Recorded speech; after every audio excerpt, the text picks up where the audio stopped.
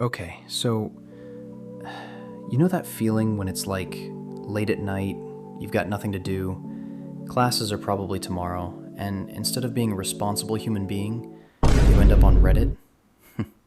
Yeah, that's exactly how this started.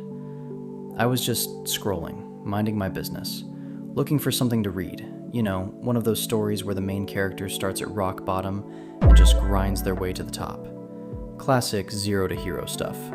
I'm a sucker for that, no shame. But what I found instead? These four stories completely wrecked me. And I mean that in the best way possible. We're going to talk about all four of them today. No major spoilers, I promise. Just the core premise, my honest reaction, and why these hit way different than your average read. Stick around because the last one, genuinely unhinged. In the best way. Or the worst way.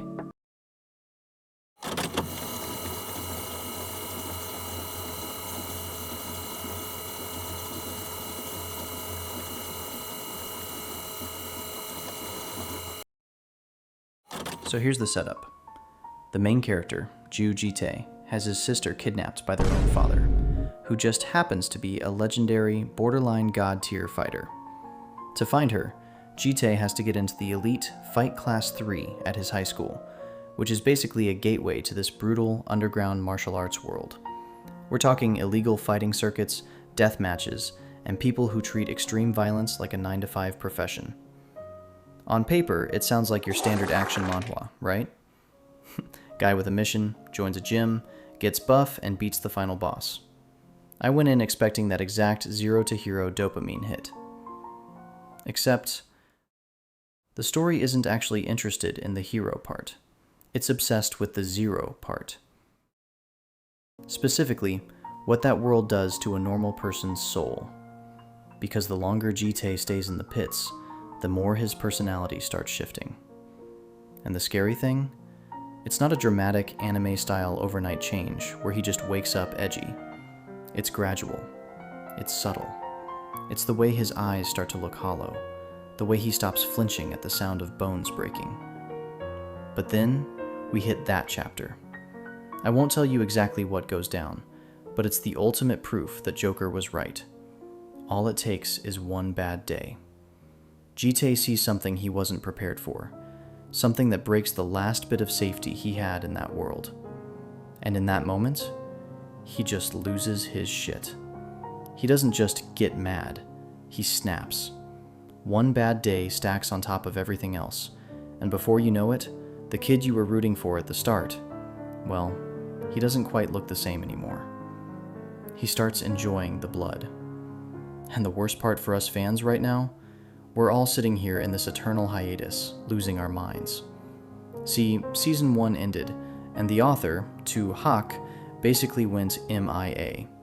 He's currently redrawing the entire series into a physical manga format, basically restructuring the panels to look like a traditional book rather than a scrolling webtoon. It's why Season 2 is taking forever.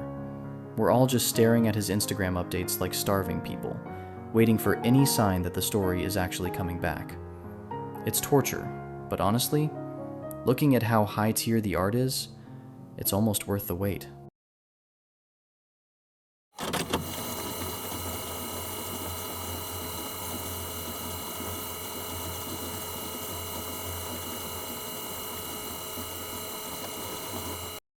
Speaking of cost, the next one cost me 2 hours of sleep and my dignity in front of my professor.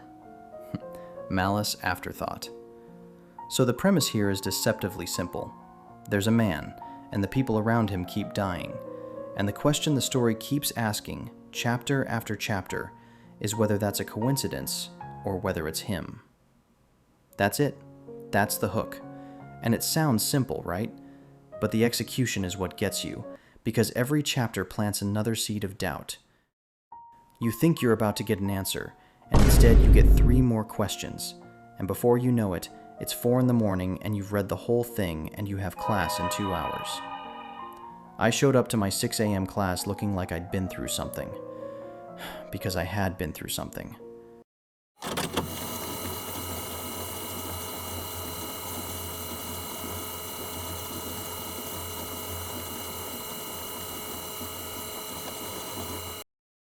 Up next is a different kind of heavy. Less thriller, more existential crisis, but in a way that actually hits. Death's Game. Here's the pitch. A guy dies, and not heroically, not tragically, just pointlessly. And death, as in the actual concept of death, decides to give him a second chance. But there's a catch. He has to live out the final moments of 9 different lives, all of which end in death before he can rest. Full transparency, the scans I was reading were not great. Some translations were rough, some panels were blurry, and there were definitely moments where I was squinting at my screen like a confused grandparent. Didn't matter. I kept going. What makes it work is that each life he inhabits is completely different, and through all of it, the story's quietly building this argument about what makes a life meaningful, what it means to actually be present in the time you have.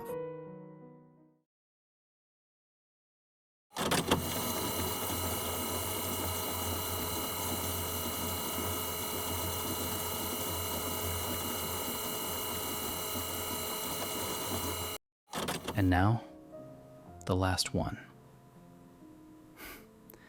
I've been holding this back for a reason. Because if the other 3 stories broke me, this one actually made me want to leave my tablet face down on the table, just so I wouldn't have to look at the cover. Blood on the Tracks. Yeah, so. The setup sounds almost boring at first. It's about a boy named Seiichi and his mother, Seiko. On the surface, they have this perfect relationship.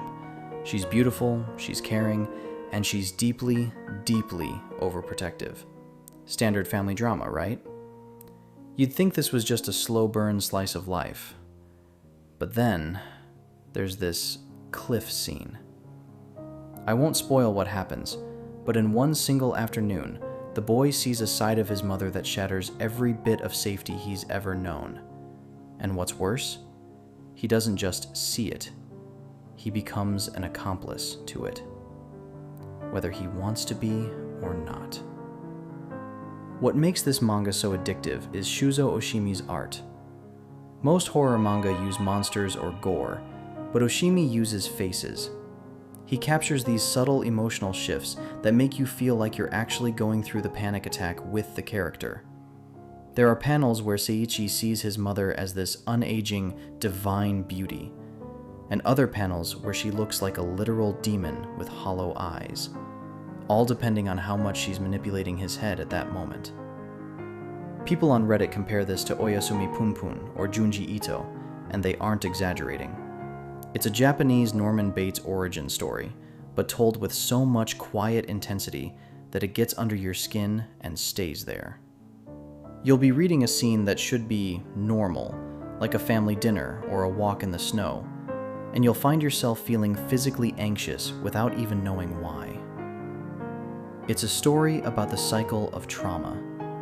It's about how someone loving you too much can actually be the most destructive thing in the world. By the time you get to the later chapters, it starts feeling like a fever dream you can't wake up from. If you have any kind of mommy issues or history with overprotective parents, this manga will get to you. It's a 10 out of 10 masterpiece, but I'm serious.